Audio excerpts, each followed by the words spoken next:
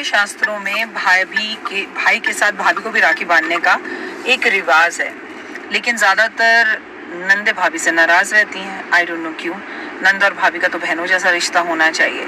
आपको पता है, भाई के घर हमेशा जाना है, ससुराल वालों के सामने मायके वालों का कॉल हमेशा आता रहे और वो बुलाते रहें और प्यार और सद्भावना हमेशा बनी रहे। इसलिए भाई से भी पहले भाभी को राखी बांधो, भाभी का आदर सत्कार करो।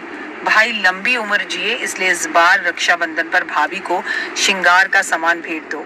वो सदा सुहागन रहे और आपकी हाथ में जो राखी है वो भाई की कलाई पर बनती रहे। काश इतनी सी बात हमें समझ में आ जाए कि हमें केवल भाई नहीं, भाभी भी चाहिए। भाभी के साथ भी रिश्ते बहुत अच्छे होने चाहिए। किसी किसी के घर में नहीं भी हो सकते, किसी की भाभी उसे पसंद नहीं भी कर सकती। ताली कभी एक हाथ से नहीं बजती। अगर आपके घर में झगड़े हैं तो वो दोनों तरफ से ही होंगे।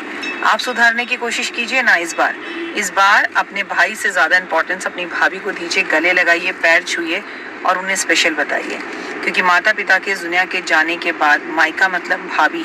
भाभी कहेगी तो भाई बुलाएगा, भाभी कहेगी तो आप उस घर में एंट्री कर पाएंगी जो एक्चुअली कभी आपका था।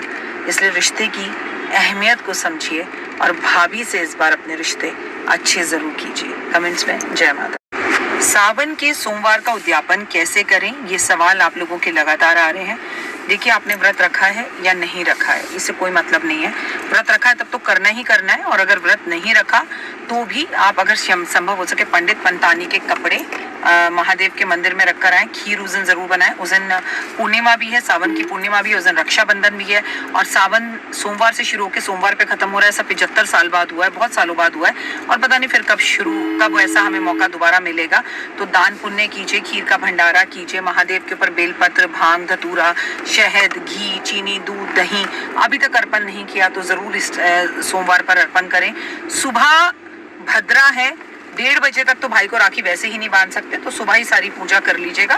फिर शाम को आपको अपने मायके जाना होगा या भाई आपके घर पर आएगा, तो रक्षाबंधन के त्योहार में शायद आप बिजी हो थोड़े से, तो आपको भगवान के समक्ष थोड़े से चावल और पुष्प लेकर ये बोलना है कि प्रभु, अगर कोई भूल हो गई हो और मैंने ये जो व्रत रखे हैं या नहीं भी रखे, सावन में मैंने कोई गलती कर दी हो, उसके लिए मुझे और मेरे परिवार को क्षमा कर दें। ये जरूर बोल दीजिएगा कमेंट्स में। जय माता दी।